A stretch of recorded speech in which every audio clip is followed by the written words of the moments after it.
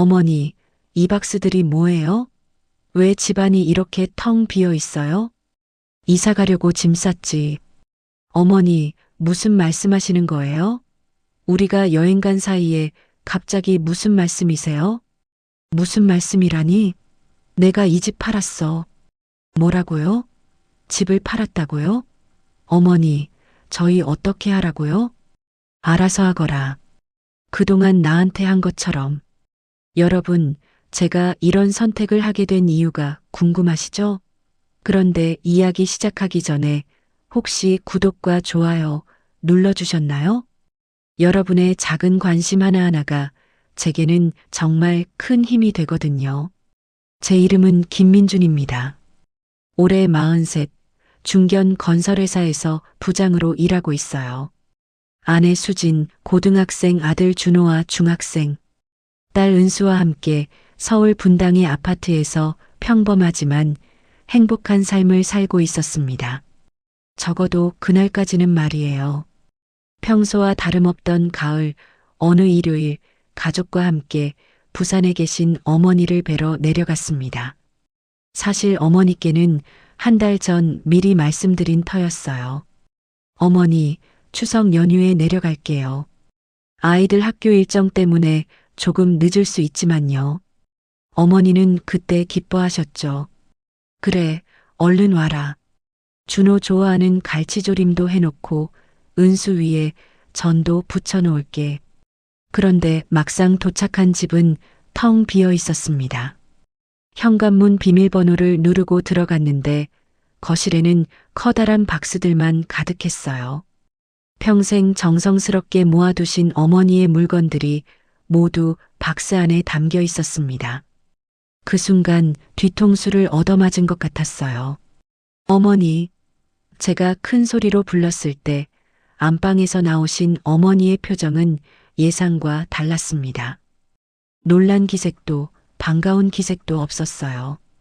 오히려 약간 귀찮다는 듯한 표정이었습니다. 왜 이렇게 일찍 왔니? 어머니, 미리 말씀드렸잖아요. 그런데 이게 다 뭐예요? 보면 모르니? 이사 준비하는 거야. 그 순간부터 모든 게 악몽 같았습니다. 어머니는 제가 아무것도 모르는 사이에 집을 팔아버리셨다고 하셨어요. 게다가 새로 이사 갈 곳도 혼자 알아보셨다는 거예요. 저희 가족들과는 상의 한마디 없이 말입니다. 어머니, 왜 갑자기 이런 결정을 하신 거예요? 저희가 뭔가 잘못했나요? 잘못? 아무것도 잘못한 게 없어. 너희들은 너희들 삶만 살면 돼. 그 말씀을 듣는 순간 가슴이 찢어지는 것 같았어요. 무엇보다 어머니의 목소리에 담긴 냉정함이 너무 낯설었습니다. 평생 자식들을 위해 살아오신 분이 왜 갑자기 이런 말씀을 하시는 걸까요? 아내 수진이 어머니께 조심스럽게 물었습니다. 어머님, 저희가 뭔가 부족했던 점이 있었나요? 말씀해 주시면. 부족할 게 뭐가 있어? 너희들은 충분히 잘해줬어. 그런데 이제 나도 내 갈 길을 가야겠다 싶어서. 어머니의 대답은 더욱 당황스러웠어요. 마치 오래전부터 계획해둔 일인 것처럼 너무 단호하셨거든요. 그런데 더 이상한 건 어머니가 이사갈 새 집 주소도 알려주지 않으신다는 거였어요. 어머니, 새 집 주소라도 알려주세요. 연락은 어떻게 드려요? 연락? 필요 없어. 내가 필요하면 내가 연락할게. 아이들은 할머니의 갑작스러운 변화를 이해하지 못하고 울기만 했습니다. 특히 은수는 할머니를 너무 좋아했는데, 할머니, 왜 이러세요? 제가 뭘 잘못했어요? 라며 어머니의 치마를 붙잡고 울었어요. 그때 어머니가 은수의 머리를 한번 쓰다듬으며 말씀하셨습니다. 은수야, 할머니가 잘못한 게 아니야. 할머니는 그냥 혼자 살고 싶어졌어. 그 말씀을 하실 때 어머니의 눈에 잠깐 눈물이 비쳤던 것 같았어요. 하지만 곧 고개를 돌리시더군요. 결국 저희는 어떻게 할 도리가 없었습니다.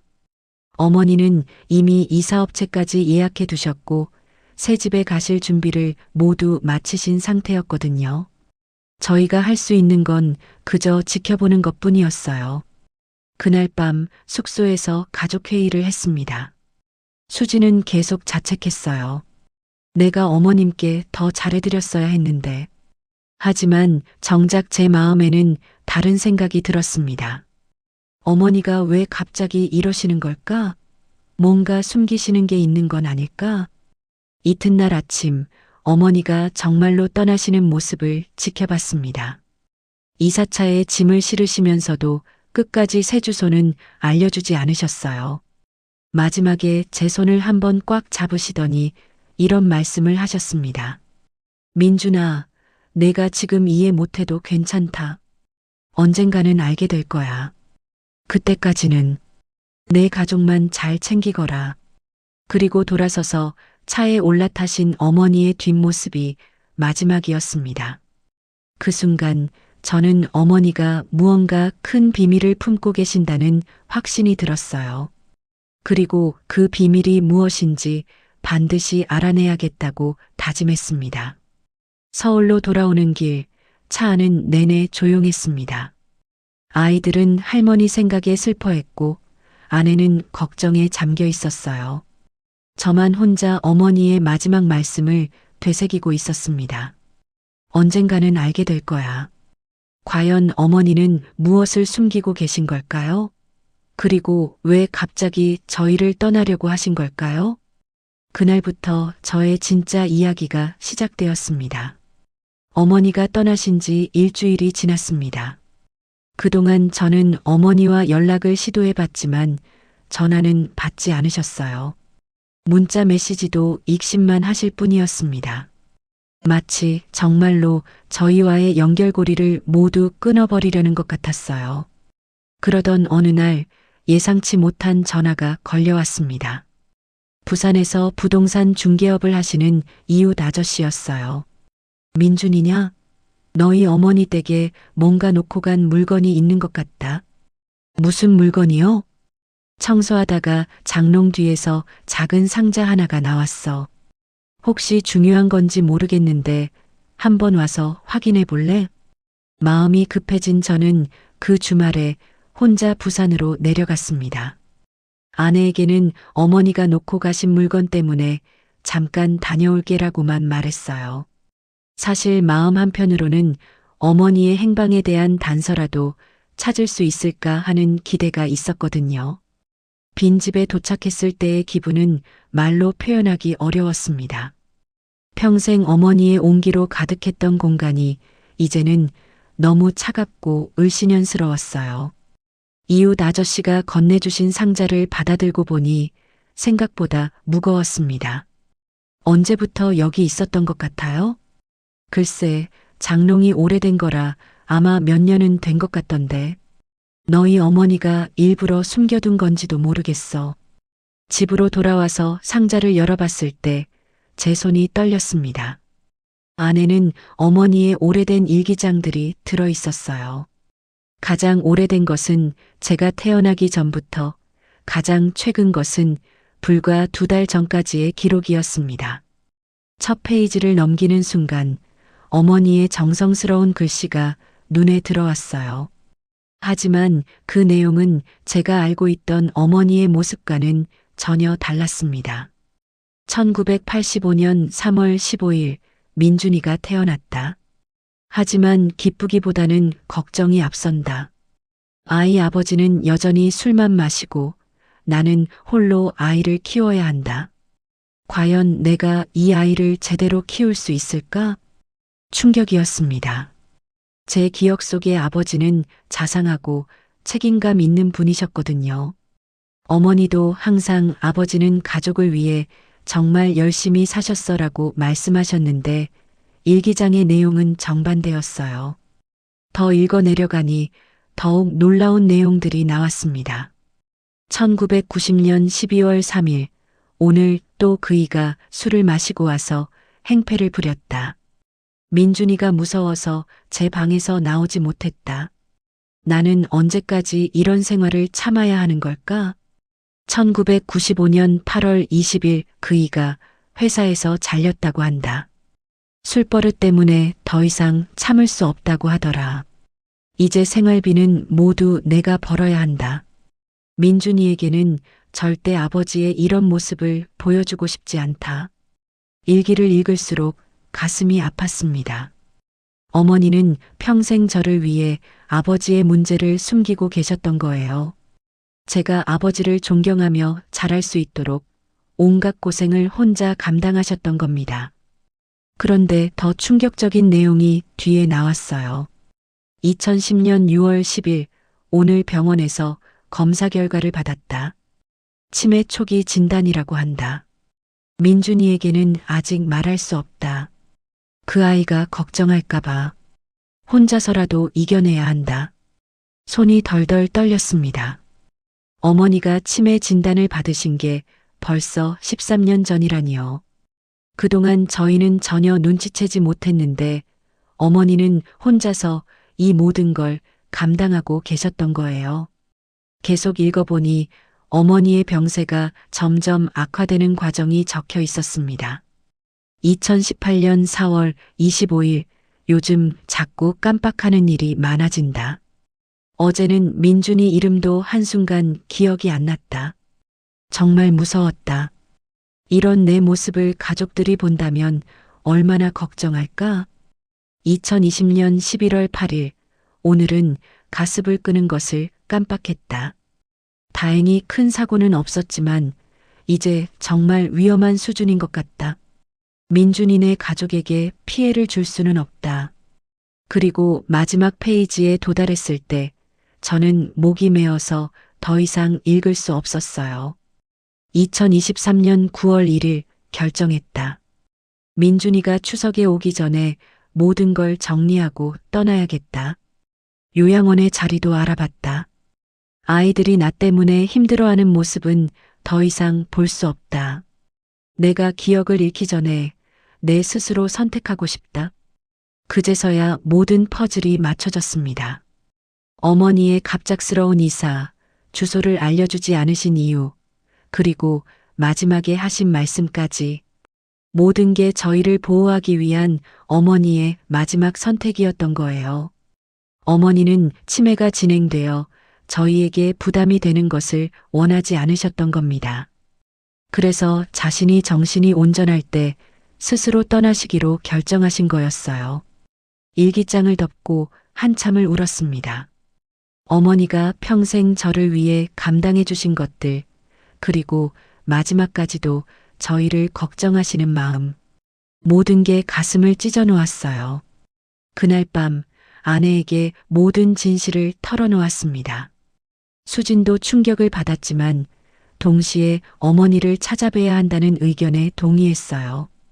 여보, 어머님이 어디 계시는지 알아내야 해. 혼자 두면 안 돼.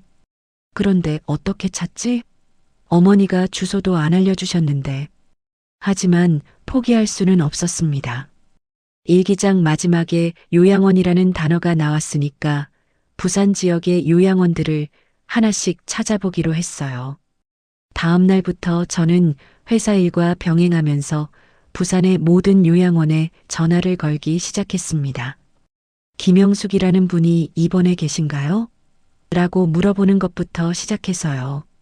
하지만 개인정보 보호 때문에 쉽게 알려주는 곳이 없었어요. 그래도 포기하지 않았습니다. 어머니가 평생 저를 포기하지 않으셨는데 제가 어떻게 포기할 수 있겠어요? 일주일 만에 마침내 실마리를 찾았습니다. 부산 기장군에 있는 한 요양원에서 면회 문의는 직접 오셔서 하시라는 답변을 받았거든요. 다른 곳들과는 다른 반응이었어요. 그 주말 저는 온 가족과 함께 그 요양원으로 향했습니다. 어머니를 다시 만날 수 있을지, 그리고 어머니가 저희를 알아보실 수 있을지 가슴이 두근거렸습니다. 기장군으로 향하는 길은 유난히 멀게 느껴졌습니다. 아이들은 뒷좌석에서 할머니가 우리를 기억하실까? 라며 걱정스러워했고 아내는 계속 제 손을 꽉 잡고 있었어요. 저 역시 마음이 복잡했습니다. 어머니를 만나고 싶은 간절함과 동시에 어머니가 많이 아프셨을까 하는 두려움이 엇갈렸거든요. 푸른 소나무 요양원이라는 간판이 보였을 때 온 가족의 숨소리가 한순간 멈췄습니다. 깔끔하고 따뜻해 보이는 건물이었지만 어머니가 정말 여기 계실까 하는 불안감이 앞섰어요. 접수처에서 젊은 간호사가 반갑게 맞아주었습니다. 안녕하세요. 무엇을 도와드릴까요? 김영숙이라는 분을 찾고 있는데요. 혹시 이곳에 계신가요? 간호사의 표정이 조금 굳어지더니 잠시만 기다리라며 안쪽으로 들어갔어요. 몇 분 후 원장 선생님이 직접 나오셨습니다. 영숙 어머님의 가족분들이시군요. 어머님이 많이 기다리고 계셨어요. 그 말을 듣는 순간 눈물이 쏟아질 뻔했습니다. 어머니가 정말 여기 계시다니요. 그리고 저희를 기다리고 계셨다니요. 어머니 상태는 어떠신가요? 처음 오셨을 때보다는 많이 좋아지셨어요. 다만 기억력은 좋은 날과 그렇지 않은 날이 번갈아 나타나시죠. 원장 선생님의 설명을 들으며 어머니가 계신 방으로 향했습니다. 복도를 걸으면서 아이들의 손을 꽉 잡았어요. 준호는 아빠, 할머니가 나를 모르시면 어떡해? 라며 불안해했고 은수는 벌써 눈시울이 붉어져 있었습니다. 괜찮다. 할머니는 우리를 사랑하시니까 마음으로는 기억하고 계실 거야. 방문 앞에 도착했을 때 잠시 망설였습니다. 노크를 하고 들어가야 할까요? 아니면 조용히 문을 열어야 할까요? 결국 조심스럽게 노크를 했어요. 들어오세요. 어머니의 목소리였습니다. 예전보다 조금 더 약해진 것 같았지만 분명히 어머니의 목소리였어요. 문을 열고 들어갔을 때 창가에 앉아 계신 어머니의 모습이 보였습니다. 머리가 많이 하얘지셨고 몸도 전보다 많이 마르셨어요. 하지만 여전히 단정한 모습이셨습니다. 어머니는 저희를 보시더니 잠시 멍하니 바라보셨어요. 그러다가 갑자기 눈가에 눈물이 맺히기 시작했습니다. 민준아, 정말 왔구나. 그 순간 저는 참고 있던 눈물을 더 이상 참을 수 없었어요. 어머니 앞에 무릎을 꿇고 앉았습니다. 어머니, 죄송해요. 진작 찾아뵀어야 했는데 어머니가 혼자 이 모든 걸 감당하고 계시는 줄 몰랐어요. 어머니는 제 머리를 쓰다듬으시며 말씀하셨어요. 괜찮다, 괜찮아. 내가 행복하게 살고 있으면 그걸로 충분해. 아이들도 어머니 곁으로 달려갔습니다. 은수는 할머니 보고 싶었어요. 라며 어머니를 꽉 껴안았고 준호는 할머니 왜 주소도 안 알려주시고 가셨어요? 라며 서운함을 토로했어요.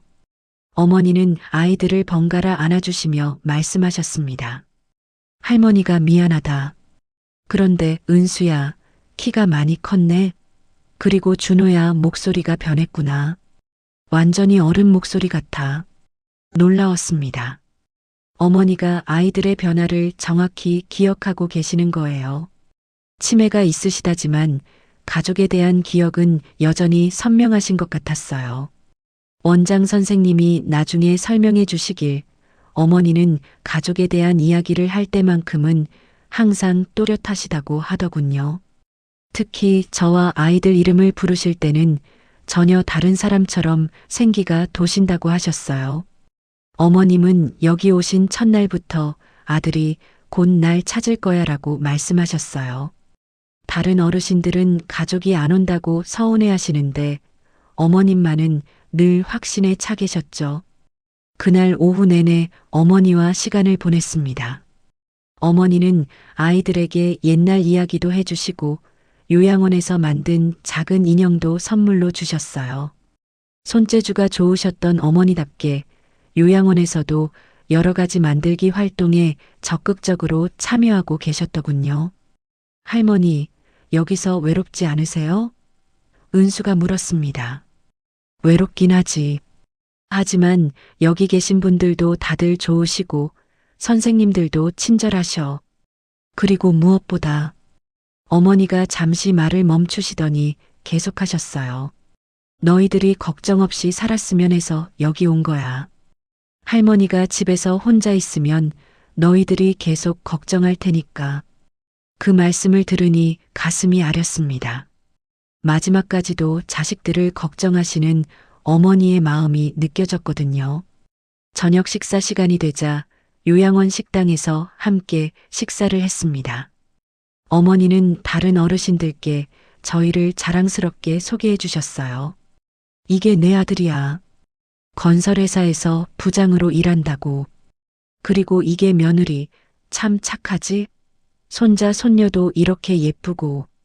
다른 어르신들도 반갑게 인사해 주셨어요. 한 할머니는 영숙 씨가 맨날 자식 자랑만 하더니 정말 효자를 두셨네요 라고 말씀해 주셨고, 또 다른 할아버지는 자식들이 이렇게 자주 오는 집은 복이 있는 집이야 라고 하셨어요. 그런데 식사 중에 어머니가 갑자기 이런 말씀을 하셨습니다. 민준아, 너 올해 몇 살이더라? 순간 당황했습니다. 방금 전까지 제 이름도 정확히 부르시고 아이들 이야기도 잘하시던 어머니가 갑자기 제 나이를 모르신다니요. 어머니, 저 올해 43이에요. 아, 맞다. 43. 그러면 결혼한 지는 몇 년이더라? 아내가 조심스럽게 대답했습니다. 어머님, 올해로 18년째예요. 어머니는 잠시 생각에 잠기시더니 고개를 끄덕이셨어요. 원장 선생님 말씀이 맞았습니다. 좋은 날과 그렇지 않은 날이 번갈아 나타나시는 거였어요. 그날 밤 요양원 근처 모텔에서 하룻밤을 보냈습니다. 아이들은 내일도 할머니 만나러 가요? 라며 기대에 부풀어 있었어요. 저와 아내는 앞으로의 계획에 대해 이야기했습니다. 여보, 어머님을 모시고 와야 하는 거 아닐까? 그런데 요양원에서 더 전문적인 케어를 받으시는 게 나을 수도 있어. 우리가 집에서 돌봐드리기에는 한계가 있잖아. 쉽지 않은 결정이었습니다. 어머니를 모시고 와서 집에서 돌봐드리고 싶은 마음과 전문적인 치료를 받으실 수 있는 요양원에 계시는 게 나을 것 같다는 생각이 엇갈렸거든요. 다음 날 아침 어머니와 진솔한 대화를 나눴습니다. 어머니, 저희와 함께 사시는 게 어떠세요? 서울로 모시고 가서. 어머니는 고개를 저으시며 말씀하셨어요. 민준아, 고맙다. 정말 고마워. 하지만 난 여기가 좋아. 또래 친구들도 있고 선생님들도 친절하시고 무엇보다 너희들이 편하게 살 수 있잖니. 하지만 어머니가 혼자가 아니야. 여기 이렇게 많은 분들이 계시는데. 그리고 내가 자주 와주면 되잖아. 전처럼 한 달에 한 번씩만 와도 돼. 결국 어머니의 뜻을 존중하기로 했습니다. 대신 앞으로는 정기적으로 찾아뵙기로 약속드렸어요. 그리고 어머니의 치료비와 요양원 비용도 저희가 모두 부담하기로 했습니다. 돌아오는 길에 아이들이 말했어요. 아빠, 할머니가 예전보다 더 예뻐 보여요. 왜? 할머니가 우리를 정말 사랑하시는 게 느껴져서요. 그 사랑이 할머니를 더 예쁘게 만드는 것 같아요. 은수의 말에 가슴이 뭉클했습니다. 아이들도 할머니의 진심을 느끼고 있었던 거예요. 그날부터 저희 가족의 새로운 일상이 시작되었습니다. 매주 토요일마다 부산으로 내려가서 어머니와 시간을 보내는 것이었어요. 때로는 어머니가 저희를 알아보시지 못하는 날도 있었지만 그래도 함께 있는 시간 자체가 소중했습니다. 그리고 무엇보다 어머니가 혼자가 아니라는 사실이 위안이 되었어요. 더 이상 모든 걸 혼자 감당하지 않으셔도 되는 거니까요. 어머니를 찾은 지 2달이 지났습니다. 매주 토요일마다 부산을 오가는 일상이 자리 잡혔고 가족 모두 이런 생활에 적응해가고 있었어요. 하지만 행복한 시간은 그리 오래가지 못했습니다. 어느 화요일 오후 회사에서 업무에 집중하고 있는데 요양원에서 전화가 걸려왔어요. 민준 씨, 죄송합니다. 어머님이 오늘 아침부터 많이 불안해하시고 계세요. 가족분들을 계속 찾으시는데 가슴이 철렁했습니다. 어머니께 무슨 일이 생긴 걸까요? 어떤 상태인지 좀 더 자세히 설명해 주실 수 있나요? 어제 밤부터 잠을 거의 못 주무시고 계속 민준이가 어디 갔나? 왜 안 와? 라고 반복해서 물어보세요. 식사도 거의 안 하시고 즉시 회사 일을 정리하고 부산으로 향했습니다. 평소에는 아내와 아이들과 함께 갔지만 급한 상황이라 혼자 차를 몰고 내려갔어요. 운전하는 내내 불안한 마음을 떨칠 수 없었습니다. 요양원에 도착했을 때 어머니는 침대에 누워 계셨어요. 평소와는 전혀 다른 모습이었습니다. 눈가는 깊게 패이고 얼굴은 창백했어요. 제가 들어가자 어머니가 고개를 돌리셨습니다. 누구세요? 그 한마디에 세상이 무너지는 느낌이었습니다. 지난 2달 동안 한 번도 절 못 알아보신 적이 없었는데, 어머니, 저예요. 민준이에요. 민준이? 민준이가 누구죠? 전 그런 사람 모르는데요. 간병사가 조용히 설명해 주었습니다. 어제부터 갑자기 가족들에 대한 기억을 못 하시기 시작했어요. 치매가 급속도로 진행되는 것 같습니다. 손이 떨렸습니다. 어머니가 절 완전히 잊으셨다니요. 그동안 어머니 곁에 앉아 함께 나눴던 모든 대화, 웃음, 눈물, 모든 게 어머니의 기억 속에서 사라져버린 거였어요. 어머니, 저 정말 민준이에요. 어머니 아들이에요. 아들, 저는 아들이 없는데요. 거짓말하지 마세요. 어머니의 목소리에는 경계심까지 묻어 있었습니다. 마치 낯선 사람을 대하듯 저를 바라보시는 모습에 가슴이 찢어질 것 같았어요. 의사 선생님과 상담을 했습니다. 혈관성 치매의 특징 중 하나가 갑작스러운 악화입니다. 어머님의 경우 뇌혈관에 작은 경색이 여러 개 생기면서 기억을 담당하는 부위가 손상된 것 같습니다. 회복 가능성은 없나요? 안타깝게도 이미 손상된 뇌세포는 되돌릴 수 없습니다. 앞으로는 더욱 전문적인 치료가 필요할 것 같습니다. 그날 밤 서울로 돌아가는 길은 지옥 같았습니다. 어머니가 절 못 알아보시는 모습이 계속 머릿속에 맴돌았어요. 가족들에게 어떻게 이 사실을 말해야 할지도 막막했습니다.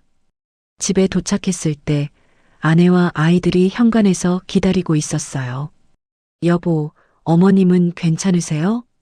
제 얼굴을 본 아내가 모든 걸 직감했는지 표정이 굳어졌습니다. 아이들 앞에서는 차마 말할 수 없어서 나중에 따로 이야기하기로 했어요. 그날 밤 아이들이 잠든 후 아내에게 모든 상황을 설명했습니다. 아내도 큰 충격을 받았어요. 그럼 어머님이 우리를 아예 못 알아보신다는 말이에요? 응. 의사 선생님 말로는 앞으로 더 악화될 가능성이 높다고 하더라. 며칠 후 아이들에게도 사실을 말해야 했습니다. 특히 은수는 할머니를 너무 좋아했기 때문에 큰 충격을 받았어요. 아빠, 그럼 할머니가 저를 모른다는 거예요? 은수야. 할머니가 병이 나서 잠시 기억을 못 하시는 거야. 하지만 할머니가 은수를 사랑하시는 마음은 변하지 않아. 하지만 아이의 눈에서 눈물이 줄줄 흘러내렸습니다. 그럼 이제 할머니랑 놀 수 없는 거예요? 할머니가 만들어주신 인형 이야기도 못하는 거고요? 말문이 막혔습니다. 뭐라고 대답해야 할지 몰랐어요. 다음 주말 가족 모두와 함께 다시 부산에 내려갔습니다. 아이들에게 미리 설명을 했지만 막상 할머니가 자신들을 못 알아보시는 모습을 보니 큰 충격을 받은 것 같았어요. 할머니, 저 은수예요. 손녀 은수요. 은수? 죄송한데 누구신지 모르겠어요. 은수가 울음을 터뜨렸습니다. 준호도 할머니 앞에서 어쩔 줄 몰라 하며 뒤로 물러섰어요. 더 힘든 건 어머니의 상태가 계속 악화되고 있다는 것이었습니다. 이제는 기본적인 일상생활도 혼자서 하기 어려워지셨어요. 식사도 도움 없이는 하실 수 없고 화장실 가는 것도 간병사의 도움이 필요했습니다. 그리고 한 달 후 더 큰 충격이 기다리고 있었어요. 요양원에서 연락이 왔는데 어머니가 폐렴에 걸리셨다는 거였어요. 지금 대학병원 응급실에 모셔뒀습니다. 빨리 오시는 게 좋겠습니다. 온 가족이 급히 부산으로 내려갔습니다. 중환자실에 누워 계신 어머니를 보는 순간 눈물이 쏟아졌어요. 산소 마스크를 쓰고 계신 모습이 너무나 아픈해 보였거든요. 의사 선생님이 심각한 표정으로 말씀하셨습니다. 치매 환자분들은 면역력이 많이 떨어져서 폐렴이 생명을 위험할 수 있습니다. 최선을 다해 보겠지만 그날 밤 중환자실 앞에서 밤을 새웠습니다. 아내와 아이들은 근처 숙소에서 쉬도록 하고 저 혼자 어머니 곁을 지켰어요. 새벽 3시쯤 간호사가 나와서 잠깐 면회가 가능하다고 했습니다. 중환자실 안으로 들어갔을 때 어머니는 의식이 없으신 상태였어요. 하지만 제가 손을 잡아드리자 살짝 눈을 뜨셨습니다. 어머니, 저예요. 민준이에요. 어머니가 저를 바라보시더니 아주 작은 목소리로 말씀하셨어요. 민준아, 고생 많았다. 그 순간 가슴이 터질 것 같았습니다. 어머니가 절 알아보신 거예요. 치매로 모든 기억을 잃으셨다고 생각했는데 어머니의 마음 깊은 곳에는 여전히 제가 남아 있었던 거예요. 어머니, 괜찮아지실 거예요. 저희가 곁에 있어요. 민준아, 엄마가 미안하다. 마지막까지 너희들한테 짐만 되어서. 어머니, 그런 말씀 마세요. 어머니는 제게 짐이 아니라 가장 소중한 분이에요. 어머니가 희미하게 미소를 지으시더니 다시 눈을 감으셨습니다. 그리고 그것이 어머니와 나눈 마지막 대화였습니다. 일주일 후 어머니는 조용히 숨을 거두셨습니다. 마지막까지 가족들이 모두 지켜보는 가운데였어요. 어머니의 얼굴은 편안해 보였습니다. 마치 오랫동안 감당해온 무거운 짐을 내려놓으신 것처럼요. 장례를 치르면서 어머니의 지인분들이 많이 오셨어요. 그분들이 들려주신 어머니에 대한 이야기들을 들으니 제가 몰랐던 어머니의 또 다른 모습들을 알게 되었습니다. 영숙 씨는 정말 자식 자랑을 많이 하셨어요. 아들이 어떻게 성공했는지, 며느리가 얼마나 착한지, 손자, 손녀가 얼마나 예쁜지 듣는 저희도 흐뭇할 정도였어요. 혼자 사시면서도 자식들 걱정만 하셨어요. 애들한테 부담 주기 싫다면서 아프신 것도 혼자 참으시고 어머니의 관에 꽃을 올리면서 마지막 인사를 드렸습니다. 어머니, 평생 저희를 사랑해 주셔서 감사했어요. 이제는 편히 쉬세요. 어머니를 떠나보낸 지 한 달이 지났습니다. 장례를 치르고 나서도 한동안 현실감이 없었어요. 어머니가 정말 돌아가신 게 맞나 싶었거든요. 특히 주말이 되면 습관적으로 부산에 내려갈 준비를 하려다가 문득 어머니가 안 계시다는 사실을 깨닫곤 했습니다. 아이들도 힘들어했어요. 은수는 며칠 동안 밥도 제대로 안 먹고 할머니가 만들어주신 인형만 꼭 안고 있었어요. 준호도 평소보다 말수가 줄어들어서 걱정이 되었습니다. 그러던 어느 날 요양원에서 연락이 왔습니다. 민준 씨, 어머님이 남겨두신 물건들이 있어서요. 시간 되실 때 한번 오실 수 있나요? 무엇을 남겨두셨을까 궁금해서 다음 주말에 혼자 부산으로 내려갔습니다. 요양원 원장 선생님이 작은 상자 하나를 건네주셨어요. 어머님이 돌아가시기 며칠 전에 간병사에게 이걸 가족에게 꼭 전해달라고 하셨어요. 의식이 또렷하실 때 말씀하신 거라 분명히 중요한 물건일 거예요. 집으로 돌아와서 가족들과 함께 상자를 열어봤습니다. 안에는 어머니가 직접 쓰신 편지 한 통과 작은 통장 하나, 그리고 요양원에서 만드신 작품들이 들어 있었어요. 먼저 편지를 펼쳐 읽었습니다. 어머니의 정성스러운 글씨가 눈에 들어왔어요. 사랑하는 민준아, 수진아, 준호야, 은수야, 이 편지를 읽고 있다는 건 내가 이미 너희들 곁을 떠났다는 뜻이겠지. 미안하다. 마지막까지 너희들에게 걱정을 끼쳐서. 민준아, 내가 내 일기장을 찾아서 모든 진실을 알게 되었을 거야. 그동안 혼자 괴로웠지? 엄마가 너무 무책임했나 싶어서 마음이 아프다. 하지만 너는 정말 훌륭한 아들이었어. 내가 평생 자랑스러워했던 아들이야. 수진아, 고마웠다. 시어머니 노릇 제대로 못한 나를 그렇게 따뜻하게 대해줘서. 민준이가 좋은 사람과 결혼해서 정말 다행이야. 앞으로도 우리 가족 잘 부탁한다. 준호야, 은수야, 할머니가 너희들을 얼마나 사랑하는지 알지? 비록 할머니가 마지막에는 너희들을 못 알아봤지만 내 마음속에는 너희들이 항상 가장 소중한 자리에 있었어. 할머니가 만들어준 인형들, 그리고 함께했던 추억들을 잊지 말아라. 상자 안에 작은 통장이 있을 거야. 그동안 내가 모아둔 돈이다. 많지는 않지만 아이들 교육비에 보태거라.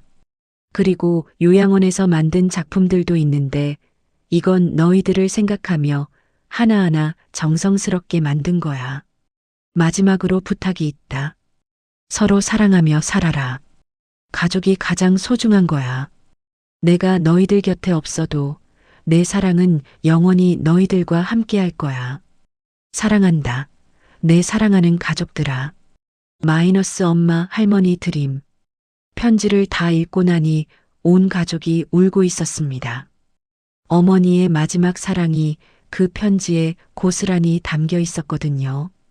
통장을 확인해 보니 어머니가 수십 년 동안 조금씩 모아두신 돈이 있었어요. 그리 큰 금액은 아니었지만 어머니의 정성이 느껴졌습니다. 아마 저희 몰래 용돈을 아껴가며 모아두신 거겠죠. 상자 안에는 어머니가 요양원에서 만드신 작품들이 있었어요. 털실로 짠 목도리 4개, 클레이로 만든 작은 화분, 그리고 색종이로 접은 1000마리 학. 하나하나 정성스럽게 만드신 작품들이었습니다. 할머니가 이걸 언제 다 만드셨을까? 은수가 물었어요. 할머니가 우리 생각하시면서 하나씩 만드신 거겠지. 아내가 대답했습니다. 그날 밤 가족회의를 했습니다. 어머니의 마지막 편지를 읽고 나니 우리 가족이 정말 소중하다는 걸 다시 한번 깨달았거든요. 여보, 우리 뭔가 바뀌어야 할 것 같아. 제가 말했습니다. 어떤 걸 말하는 거예요? 그동안 우리가 너무 바쁘다는 핑계로 정작 중요한 걸 놓치고 있었던 것 같아. 어머니처럼 언제 무슨 일이 생길지 모르는데 서로에게 사랑한다는 말도 제대로 못하고 살았잖아. 아내도 고개를 끄덕였어요. 맞아요. 저도 그런 생각이 들었어요. 어머님을 보면서 가족이 정말 소중하다는 걸 깨달았어요. 아이들도 이야기에 동참했습니다. 아빠, 그럼 우리 앞으로 어떻게 해요? 준호가 물었어요. 일단 가족끼리 더 많은 시간을 보내자. 그리고 서로에게 고마운 마음, 사랑하는 마음을 자주 표현하자. 그날부터 우리 가족의 작은 변화가 시작되었습니다. 먼저 매주 일요일을 가족의 날로 정했어요. 그날만큼은 각자의 일을 미루고 온 가족이 함께 시간을 보내기로 한 거죠. 첫 번째 가족의 날에는 어머니가 좋아하셨던 해운대 바닷가에 갔습니다. 어머니를 그리워하면서도 동시에 어머니가 바라셨던 대로 가족이 함께 행복한 시간을 보내고 싶었거든요. 바닷가에서 모래성도 쌓고 함께 조개도 주었어요. 은수는 할머니도 우리랑 함께 있는 것 같아요라고 말했고, 준호도 할머니가 보고 계실까요? 라며 하늘을 올려다봤어요. 그럼 할머니가 분명히 보고 계실 거야. 그리고 우리가 행복해하는 모습을 보시면서 기뻐하실 거고, 두 번째 변화는 서로에게 감사 인사를 자주 하기로 한 것이었어요. 아침에 일어나서 어제 고생 많았어. 집에 돌아와서 오늘도 수고했어 같은 작은 인사들을 나누기 시작했습니다. 처음에는 어색했지만 점점 자연스러워졌어요. 그리고 이런 작은 변화가 우리 가족 분위기를 많이 바꿔놓았습니다. 아내도 변했어요. 여보, 그동안 제가 당신한테 고마운 마음을 제대로 표현 못했던 것 같아요. 매일 일하느라 고생하시는데. 저도 마찬가지였습니다. 나도 그래. 당신이 집안일하고 아이들 돌보느라 얼마나 힘든지 생각 못하고 살았어. 아이들도 달라졌어요. 평소보다 서로 덜 싸우고 저희에게도 엄마 아빠 사랑해요라는 말을 자주 하기 시작했습니다. 그리고 가장 큰 변화는 제 마음가짐이었어요. 회사 일이 힘들 때도 가족이 있어서 감사하다는 생각을 하게 되었고, 작은 일상의 순간들이 얼마나 소중한지 깨닫게 되었습니다. 어느 일요일 오후 거실에서 온 가족이 함께 TV를 보고 있는데 문득 이런 생각이 들었어요. 어머니가 바라셨던 게 바로 이런 모습이었구나. 어머니는 평생 가족의 행복을 위해 살아오셨고 마지막까지도 저희가 서로 사랑하며 살기를 바라셨어요. 그리고 이제 저희가 그 바람을 이루고 있는 거죠. 아내에게 말했습니다. 여보, 어머니께서 우리에게 정말 큰 선물을 남겨주신 것 같아. 무슨 선물이요? 가족의 소중함을 깨닫게 해주신 거지. 어머니가 안 계셨다면 우리가 지금처럼 서로를 이렇게 아낄 생각을 했을까? 그날 밤 어머니의 영정 앞에서 조용히 인사를 드렸습니다. 어머니, 감사해요. 어머니 덕분에 우리 가족이 정말 가족다워졌어요. 이제 어머니가 바라시던 대로 서로 사랑하며 살겠어요. 어머니가 돌아가신 지 석 달이 지났습니다. 그동안 저희 가족은 많이 변했어요. 서로에게 더 관심을 갖게 되었고 작은 일에도 감사하는 마음을 갖게 되었습니다. 하지만 여전히 마음 한구석에는 후회가 남아 있었어요. 내가 정말 어머니께 잘해드렸을까? 좀 더 일찍 어머니의 마음을 알아챘다면 어땠을까? 이런 생각들이 자꾸 머릿속을 맴돌았습니다. 특히 밤에 잠들기 전에는 어머니 생각이 더 많이 났어요. 어머니가 치매 진단을 받으시고도 13년 동안 혼자 견뎌내신 그 시간들을 생각하면 가슴이 아팠거든요. 그러던 어느 날 회사에서 일하는데 옆자리 김 과장이 한숨을 쉬며 말했어요. 요즘 장인어른 때문에 스트레스가 장난 아니야. 치매 초기 진단을 받았는데 병원비며 간병비며 정말 부담이 커. 제가 고개를 들었습니다. 치매시라고요? 응. 아직 초기라서 일상생활은 가능한데 앞으로가 걱정이야. 요양원에 모시자니 죄스럽고 집에서 모시자니 아내가 힘들어해서. 김 과장의 이야기를 들으니 과거의 제 모습이 떠올랐어요. 어머니의 치매를 전혀 눈치채지 못했던 저, 그리고 어머니가 혼자 모든 걸 감당하게 만들었던 저 자신 말이에요. 김 과장님, 한 가지 조언해도 될까요? 응? 뭔데? 지금 당장 장인어른과 많은 시간을 보내세요. 아직 의식이 또렷하실 때 대화도 많이 나누시고 함께 추억도 만드세요. 나중에는 정말 후회하게 될 수도 있어요. 김 과장이 의외라는 표정으로 저를 바라봤습니다. 왜 갑자기 그런 말을 해? 그래서 어머니 이야기를 들려줬어요. 어머니가 치매를 숨기신 이야기, 혼자 견뎌내신 시간들, 그리고 제가 너무 늦게 깨달은 후회들을 솔직하게 말했습니다. 김 과장이 진지하게 들더니 말했어요. 그런 일이 있었구나. 몰랐어. 그럼 정말 지금이 중요한 시기겠네. 맞아요. 치매는 진행되면 되돌릴 수 없거든요. 지금 장인어른이 가족들을 알아보시고 대화가 가능하시다면 정말 소중한 시간이에요. 그날 이후로 김 과장은 매주 주말마다 장인어른을 모시고 나들이를 다니기 시작했어요. 그리고 한 달 후에 제게 고맙다고 인사를 했습니다. 민준아, 내 말 듣고 정말 잘했어. 장인어른이 요즘 너무 좋아하셔. 함께 보낸 시간들이 우리 가족에게 큰 선물이 되고 있어. 김 과장의 말을 들으니 마음이 뭉클했어요. 제가 어머니와 함께 보내지 못한 시간들을 다른 가족은 지금 만들어가고 있다는 생각에 기뻤거든요. 그런데 며칠 후 더 큰 깨달음을 주는 일이 일어났습니다. 회사 후배인 이 대리가 상담을 요청해 온 거예요. 부장님, 개인적인 고민이 있어서 조언을 구하고 싶은데요. 뭔데? 편하게 말해봐.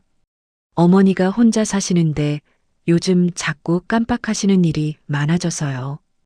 혹시 치매는 아닌지 걱정이 되는데 병원에 모시고 가자고 하면 싫다고 하시고 제 심장이 뛰기 시작했습니다. 마치 몇 년 전 제 모습을 보는 것 같았거든요. 이 대리, 지금 당장 어머니를 모시고 병원에 가세요. 네. 그런데 어머니가 싫다고 하시는데 설득하세요. 아니면 건강검진이라고 하셔도 되고요. 중요한 건 지금 당장 정확한 진단을 받는 거예요. 이 대리가 의아해하자 저는 어머니 이야기를 또 들려줬어요. 어머니가 혼자 치매를 숨기시며 고생하신 이야기, 그리고 저희가 너무 늦게 알게 된 후회를 말했습니다. 부장님, 그런 일이 있으셨구나. 몰랐어요. 이 대리 어머니는 아직 기회가 있어요.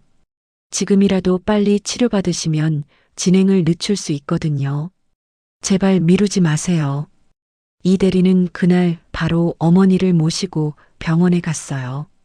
그리고 며칠 후 결과를 알려줬습니다. 부장님, 정말 감사해요. 어머니가 경도인지장애 진단을 받으셨는데 의사 선생님이 지금부터 관리하면 치매로 진행되는 걸 늦출 수 있다고 하셨어요.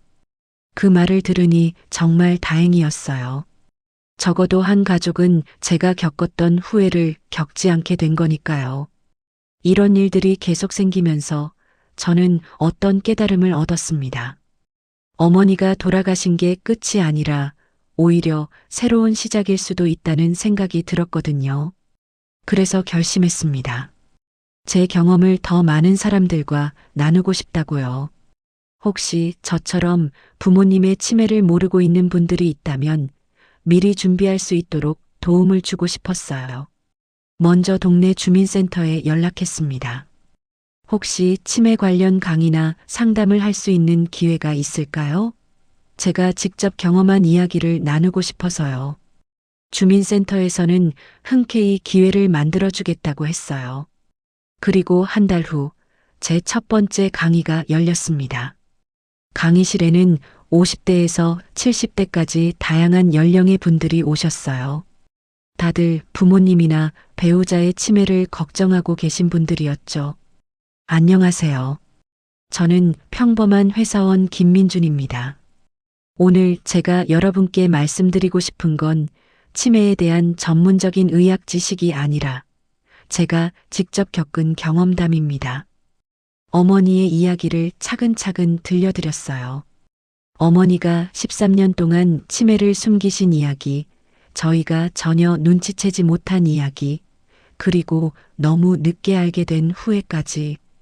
강의가 끝나고 나서 한 할머니가 다가와 말씀하셨어요.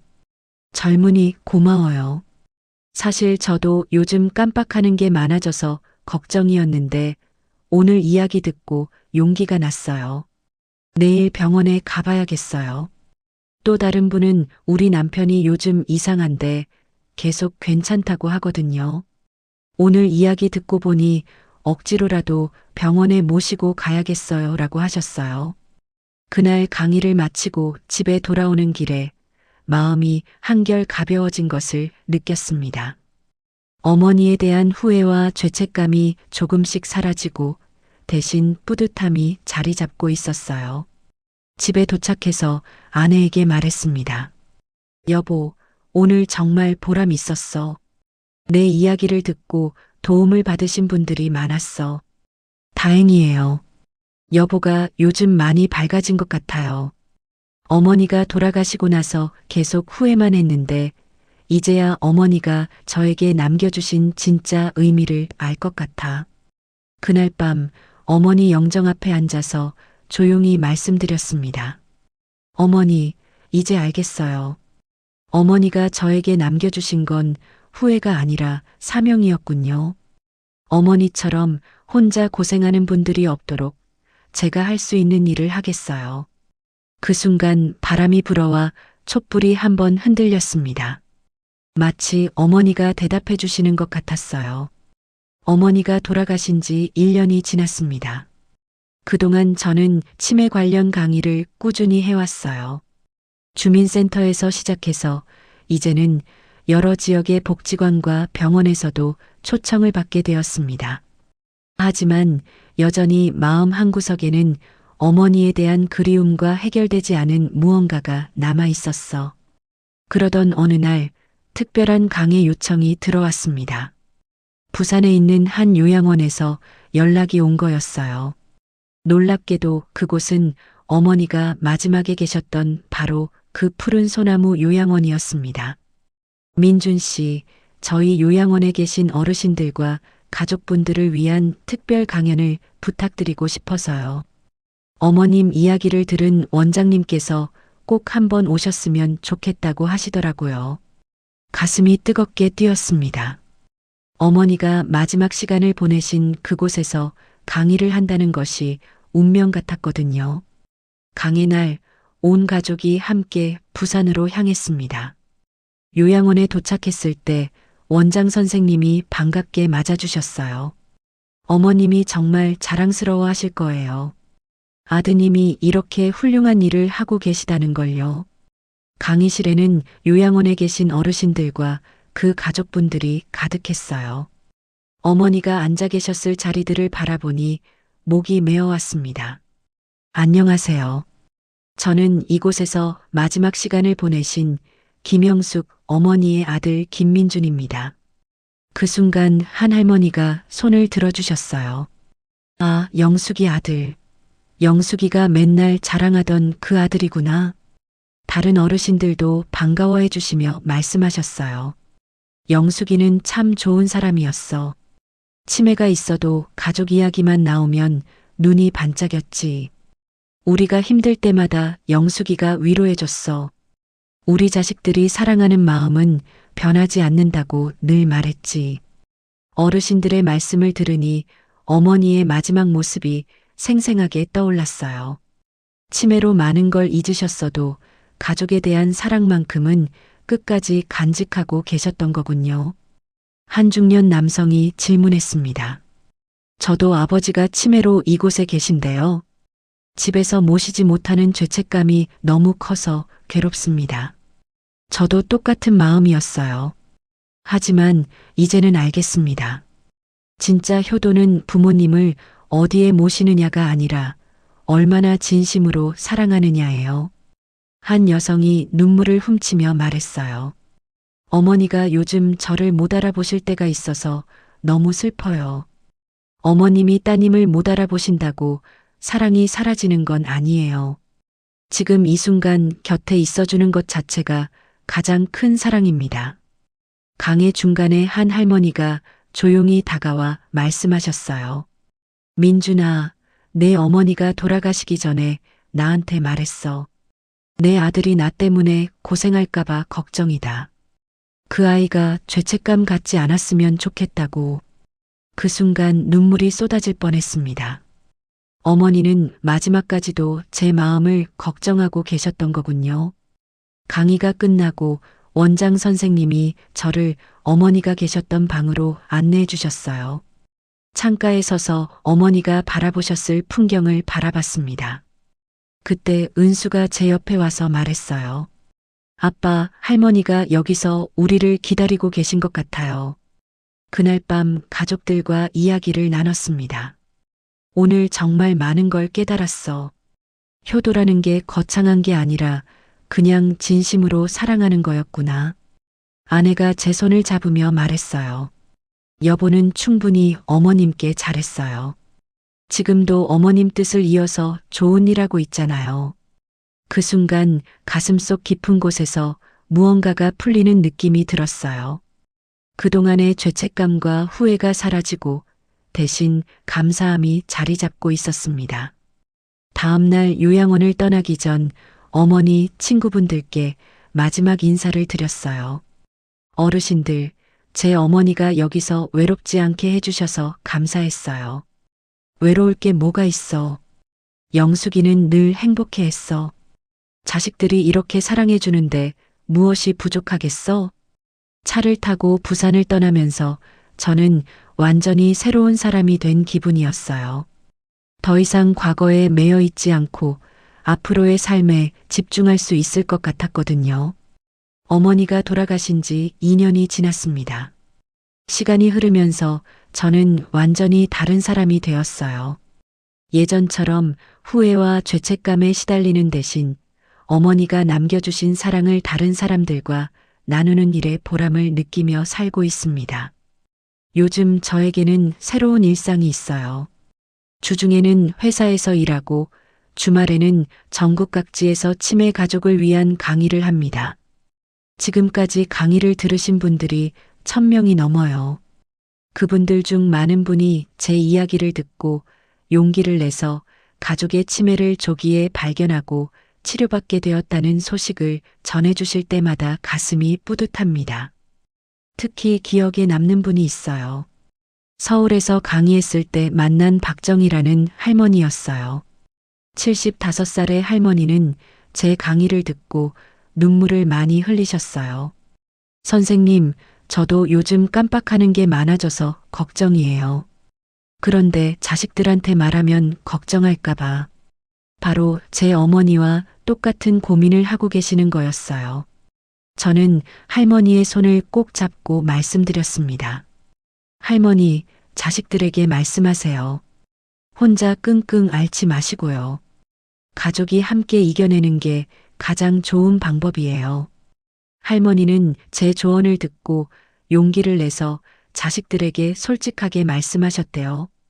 그리고 병원에서 검사를 받으신 결과 다행히 경도인지장애 초기로 진단받으셨고 지금은 치료를 받으시면서 건강하게 지내고 계시다는 소식을 들었어요. 그런 소식을 들을 때마다 가슴이 뭉클해집니다. 제가 어머니와 함께 겪었던 아픈 경험이 이렇게 다른 가족들에게는 희망이 되고 있다는 생각에 보람을 느끼거든요. 오늘은 특별한 날입니다. 어머니 2주기 추도식을 지내는 날이거든요. 온 가족이 함께 어머니 산소에 다녀왔어요. 무덤 앞에서 어머니께 근황을 말씀드렸습니다. 어머니, 저 요즘 정말 바쁘게 살고 있어요. 어머니 같은 분들을 도와드리는 일을 하고 있거든요. 어머니가 보시면 좋아하실 것 같아요. 은수가 어머니 무덤 앞에 직접 만든 편지를 올렸어요. 할머니, 저 이제 중학생이 됐어요. 할머니가 만들어주신 인형, 아직도 제 방에 있어요. 매일 보면서 할머니 생각해요. 준호도 할머니께 인사를 드렸어요. 할머니, 아빠가 할머니 자랑을 많이 해요. 저도 나중에 아빠처럼 사람들에게 도움이 되는 일을 하고 싶어요. 아이들의 말을 들으니 눈물이 나려고 했어요. 어머니의 사랑이 이렇게 대를 이어 전해지고 있다는 게 느껴졌거든요. 산소에서 내려오는 길에 아내가 말했어요. 여보, 어머님이 정말 행복하실 것 같아요. 아들이 이렇게 의미 있는 일을 하고 있으니까. 그럴까? 당연하죠. 어머님의 마지막 편지 기억해요? 서로 사랑하며 살아라고 하셨잖아요. 우리가 지금 그대로 살고 있어요. 맞는 말이었어요. 저희 가족은 어머니가 바라셨던 대로 서로 사랑하며 살고 있고, 나아가 다른 사람들에게도 사랑을 나누며 살고 있었거든요. 집에 돌아와서 저녁을 먹으면서 가족들과 이야기를 나눴어요. 아빠가 강의하는 모습을 보면 정말 자랑스러워요. 은수가 말했어요. 왜? 아빠가 할머니를 정말 사랑했다는 게 느껴져서요. 그 사랑이 다른 사람들에게도 전해지는 것 같아요. 아이의 순수한 말에 가슴이 벅차올랐습니다. 정말로 어머니에 대한 사랑이 이렇게 계속 이어지고 있구나 하는 생각이 들었거든요. 그날 밤 서재에서 어머니의 일기장을 다시 펼쳐봤어요. 이제는 슬픔보다는 감사함으로 읽을 수 있게 되었습니다. 특히 마지막 페이지의 글귀가 눈에 들어왔어요. 민준이가 행복했으면 좋겠다. 내가 없어도 웃으며 살았으면 좋겠다. 어머니, 저 정말 행복해요. 그리고 이제 알겠어요. 어머니가 저에게 가르쳐 주신 사랑이 얼마나 큰지. 며칠 후 새로운 제안이 들어왔어요. 치매 환자 가족들을 위한 지원센터에서 정기 강사로 와달라는 요청이었거든요. 정기 강사라니, 그럼 매달 강의를 하는 건가요? 네, 한 달에 2번 정도요. 치매 가족들을 위한 정기 프로그램의 일환으로 운영하려고 합니다. 고민할 것도 없었어요. 바로 수락했습니다. 어머니의 사랑을 더 많은 사람들과 나눌 수 있는 기회였거든요. 첫 번째 정기 강의 날, 강의실에는 다양한 연령대의 가족들이 앉아 계셨어요. 어떤 분은 부모님의 치매를 처음 알게 되어 당황스러워 하시고, 어떤 분은 몇 년째 가족을 돌보시면서 지쳐 계시는 모습이었어요. 안녕하세요. 저는 치매 환자의 아들이었던 김민준입니다. 강의를 시작하면서 저는 새로운 다짐을 했어요. 제 경험담을 들려드리는 것을 넘어서 이분들이 정말로 희망을 찾을 수 있도록 도와드리고 싶다고요. 치매는 환자 본인도 힘들지만 가족들에게도 큰 시련입니다. 하지만 절망하지 마세요. 사랑은 기억을 잃어도 사라지지 않습니다. 제 어머니가 그것을 증명해 주셨거든요. 강의가 끝나고 한 아주머니가 다가와 말씀하셨어요. 선생님 덕분에 용기가 났어요. 남편이 치매 진단을 받고 너무 절망스러웠는데 오늘 이야기 듣고 보니 아직 할 수 있는 일이 많다는 생각이 들어요. 그런 말씀을 들을 때마다 어머니가 정말 자랑스러워 하실 것 같았어요. 어머니의 사랑이 이렇게 많은 사람들에게 희망을 주고 있으니까요. 그날 밤 집에 돌아와서 가족들에게 말했습니다. 오늘 강의하면서 확신했어. 이게 내가 해야 할 일이구나. 무슨 일이요? 아내가 물었어요. 어머니가 마지막에 저에게 맡겨주신 일이야. 어머니처럼 혼자 고생하는 분들이 없도록 가족의 사랑을 지켜나가는 일. 최근에는 더 큰 계획도 세우고 있어요. 치매 가족들을 위한 소규모 지원 모임을 만드는 거예요. 정기적으로 만나서 서로의 경험을 나누고 정보도 공유하고 무엇보다 서로를 위로할 수 있는 공간을 만들고 싶거든요. 아빠, 정말 좋은 생각이에요. 준호가 말했어요. 할머니가 보시면 정말 기뻐하실 것 같아요. 한 달 후 드디어 첫 번째 치매 가족 모임이 열렸습니다. 작은 커뮤니티 센터에 10가족 정도가 모였어요. 처음에는 서로 어색해 하셨지만 시간이 지나면서 하나둘 마음을 열기 시작하셨어요. 저희 아버지가 치매 진단받은 지 6개월 됐는데 정말 힘들어요. 밤마다 돌아다니시고 저희도 그래요. 어머니가 저를 못 알아보실 때는 정말 절망스러워요. 각자의 어려움을 나누다 보니 서로에게 큰 위로가 되었어요.